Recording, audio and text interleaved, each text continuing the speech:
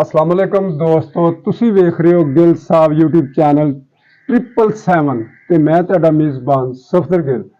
ਤੇ ਜਨਾਬ ਅੱਜ ਚੱਲਦਾ ਮੈਂ ਪਹੁੰਚਿਆ 195 ਗਾਬੇ ਦੇ ਦਰਬਾਰ ਤੇ ਜਿਹੜਾ ਬਹੁਤ ਹੀ ਪੁਰਾਣਾ ਦਰਬਾਰ ਆ।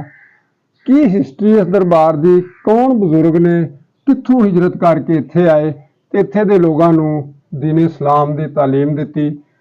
ਤੇ ਮੇਰੇ ਨਾਲ ਉਹ ਬਜ਼ੁਰਗ ਹਸਤੀ ਬੈਠੇ ਨੇ ਜਿਹੜੇ बचपन तो हुण तक इस दरबार ते रहे ने। फिर उन्होंने सारा पता है कि जी इस दरबार की की हिस्टरी है, कौन बजुर्ग ने, किस तरह वो इत्थे आए, इंडिया तो आए या पहले दे रहने वाले ने। आओ फिर उन्होंने मिलने। अस्सलाम वालेकुम बाबा जी। वालेकुम सलाम जी। की अच्छा नाम तुहाडा? मेरा नाम जी गुलाम रसूल। गुलाम रसूल उर्फ हफीज अहमद। हफीज अहमद। ते बाबा जी तुसी ਇੱਥੇ ਬਚਪਨ ਤੋਂ ਮੈਨੂੰ ਪਤਾ ਲੱਗਾ ਕਿ ਤੁਸੀਂ ਛੋਟੇ ਸੀ ਜਦੋਂ ਇੱਥੇ ਆਏ। ਹਾਂਜੀ। ਤੇ ਕੀ ਕੌਣ ਬਜ਼ੁਰਗ ਨੇ, ਕੀ ਨਾਂ ਹੈ ਇਹਨਾਂ ਬਜ਼ੁਰਗਾਂ ਦਾ? ਮੇਰਾ ਨਾਮ ਹੈ ਜੀ ਸੈयद ਬਰਕਤ ਅਲੀ ਸ਼ਾਹ ਸਾਹਿਬ ਜੀ। ਹਿੰਦੁਸਤਾਨ ਤੋਂ ਆਏ, ਦੌਲਤ ਬਸੀ ਖਾਂ ਤੋਂ ਜੀ। ਜਵਾਨੀ ਦੇ ਆਦਮ। ਅੱਛਾ ਜੀ। ਇੱਥੇ ਆ ਕੇ ਇਹਨਾਂ ਨੇ ਜੋਧ ਕੀਤੇ, ਕਿਲੇ ਕੀਤੇ। ਜੀ ਜੀ। ਬੰਦੇ ਵੀ ਆ ਸਾਰਾ ਪਿੰਡ ਇਹਨਾਂ ਨੇ ਮੁਸਲਮਾਨ ਕੀਤਾ, ਪਾਲੇ ਪਾਸੇ ਦਾ ਚਮਾਲੀ ਦਾ। ਅੱਛਾ ਜੀ। ਹਾਂਜੀ। ਯਾਨੀ ਉਹ ਜਿਹੜੇ ਚਮਾਰਾਂ ਦੀਆਂ ਕਬਰਾਂ ਨੇ ਇਹ ਉਸ ਦੌਰ ਦੀਆਂ ਗੱਲਾਂ ਨੇ ਕਿ ਉਸ ਦੌਰ ਦੀਆਂ ਗੱਲਾਂ ਹੈ। ਜਦ ਸਰਕਾਰ ਆਏ ਜੀ, ਫਿਰ ਉਹਨਾਂ ਨੇ ਆਣ ਕੇ ਤਾਲੀਮ ਦਿੱਤੀ ਤੇ ਉਹ ਚਮਾਰ ਵੀ ਮੁਸਲਮਾਨ ਹੋ ਗਏ। ਸਾਰੇ ਹੋ ਗਏ ਜੀ, ਕੋਈ ਘਰ ਇੱਕ ਦੋ ਹਸਾਈਆਂ ਦੇ ਰਹਿ ਗਏ, ਬਾਕੀ ਸਾਰੇ ਮੁਸਲਮਾਨ ਹੋ ਗਏ ਚਮਾਰ ਜਿੰਨੇ।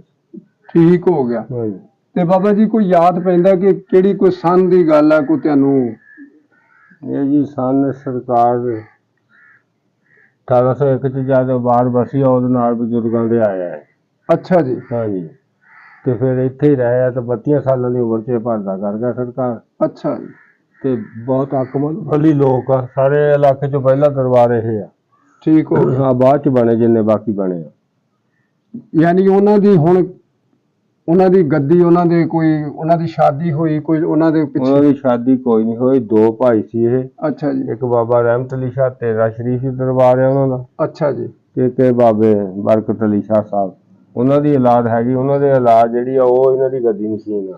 ਅੱਛਾ ਜੀ। ਯਾਨੀ ਹੁਣ ਹਾਜ਼ਰ ਮੌਕੇ ਜਿਹੜੇ ਉਹਨਾਂ ਦੇ ਗੱਦੀ ਨਸ਼ੀਨ ਆ, ਕੀ ਨਾਮ ਉਹਨਾਂ ਦਾ? ਉਹਨਾਂ ਦਾ ਨਾਮ ਸਾਦ ਹੁਸੈਨ ਆ ਜੀ।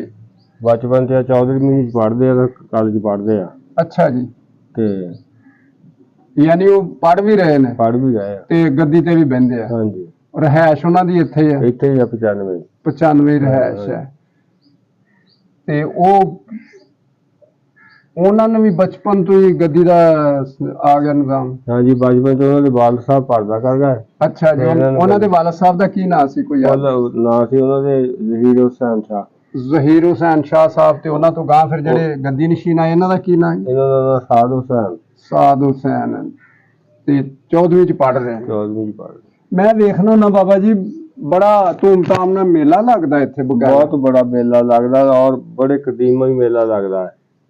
ਔਰ ਕਿਸੇ ਦੀ ਕੋਈ ਚੀਜ਼ ਮੰਗਣੇ ਤੋਂ ਬਿਨਾਂ ਬਾਹਰ ਲੱਗਦਾ। ਇਹ ਨਹੀਂ ਕਿ ਐਵੇਂ ਮੰਗਣ ਤੁਰ ਪਾ ਮੇਲਾ ਲੱਗਣਾ ਜੀ, ਜੇ ਉਹ ਨਹੀਂ। ਹਾਂਜੀ, ਕੁਛ ਲੋਕ ਆਪਣੇ ਆਪ ਹੀ ਆਉਣਾ। ਜੋ ਮੈਂ ਵੇਖਣਾ ਜੀ, ਕੁਛ ਲੋਕ ਊਠਾਂ ਤੇ ਤੁਰੇ ਫਿਰਦੇ ਨੇ, ਕੋਈ ਰੇਹੜੀਆਂ ਤੇ ਤੁਰੇ ਫਿਰਦੇ ਜੀ, ਫਲਾਣੇ ਦਰਬਾਰ ਦਾ ਮੇਲਾ ਲੱਗਣਾ ਤੇ ਲੰਗਰ ਪਾਓ। ਤੇ ਯਾਨੀ ਇੱਥੇ ਕੋਈ ਐਸੀ ਗੱਲ ਨਹੀਂ।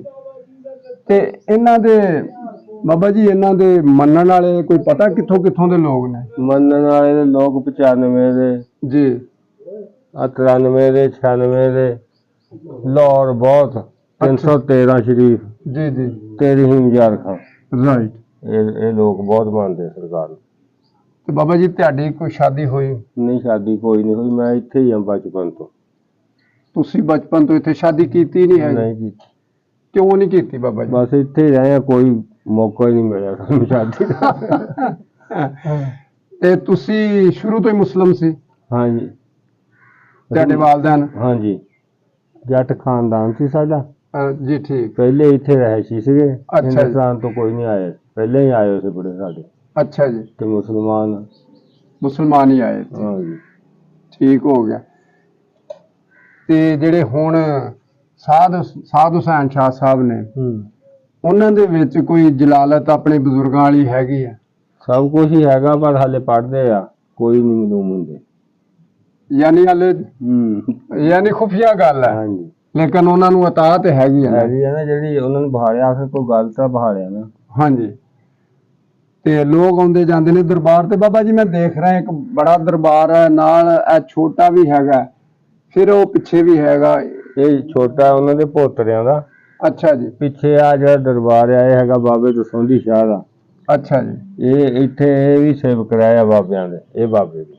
ਅੱਛਾ ਅੱਛਾ, ਯਾਨੀ ਇਹ ਉਹਨਾਂ ਦੇ ਕੋਲ ਰਹੇ ਨੇ। ਹਾਂਜੀ, ਇਤਨੇ ਕੋਲ ਨਹੀਂ, ਬਾਅਦ ਚ ਉਹਨਾਂ ਤੋਂ ਡਿਊਟੀ ਇਹਨਾਂ ਦੀ ਰਹੀ ਆ ਬਹੁਤ ਚਿਰ ਇੱਥੇ, ਖਿਦਮਤਗਾਰ ਰਹੇ ਨੇ। ਤੇ ਇਹ ਜਿਹੜਾ ਦਰਬਾਰ ਆ ਸਈਦ ਜਾਫਰ ਹੁਸੈਨ ਦਾ ਹੈ ਤੇ ਬਾਬੇ ਦੇ ਪੋਤਰੇ ਆ। ਠੀਕ ਠੀਕ ਠੀਕ। ਤੇ ਬਾਬਾ ਜੀ ਦੁਨੀਆ ਤੁਹਾਨੂੰ ਵੇਖੇਗੀ ਇਸ ਦਰਬਾਰ ਦੇ ਹਵਾਲੇ ਨਾਲ, ਇਹਨਾਂ ਦੇ ਜਿਹੜੇ ਕੋਈ ਮੁਰੀਦ ਨੇ ਉਹ ਵੀ ਦੇਖਣਗੇ। ਕੁਝ ਕਹਿਣਾ ਚਾਹੋਗੇ ਉਹਨਾਂ ਨੂੰ? ਸਲਾਮ ਹੀ ਉਹਨਾਂ ਨੂੰ, ਹੋਰ ਕੀ ਕਹਿਣਾ ਸੀ। ਚਲੋ ਜੀ, ਸਾਨੂੰ ਸਲਾਮ ਕਰ ਦਿੰਦੇ, ਅਸੀਂ ਉਹਨਾਂ ਨੂੰ ਕਰਦੇ ਹਾਂ। ਚਲੋ ਜੀ, ਬਹੁਤ ਖੁਸ਼ੀ ਹੋਈ ਬਾਬਾ ਜੀ ਮਿਲ ਕੇ ਤੁਹਾਨੂੰ। ਤੇ ਦੋਸਤੋ ਮੈਨੂੰ ਉਮੀਦ ਆ ਕਿ ਤੁਹਾਨੂੰ ਵੀਡੀਓ ਬਹੁਤ ਅੱਛੀ ਲੱਗੇਗੀ, ਕਿਉਂਕਿ ਬਜ਼ੁਰਗਾਂ ਦੇ ਆਸਥਾਨੇ ਤੇ ਮੈਂ ਅੱਜ ਆਇਆ ਤੇ ਮੈਨੂੰ ਵੀ ਬਹੁਤ ਅੱਛਾ ਲੱਗਾ ਮਿਲ ਕੇ।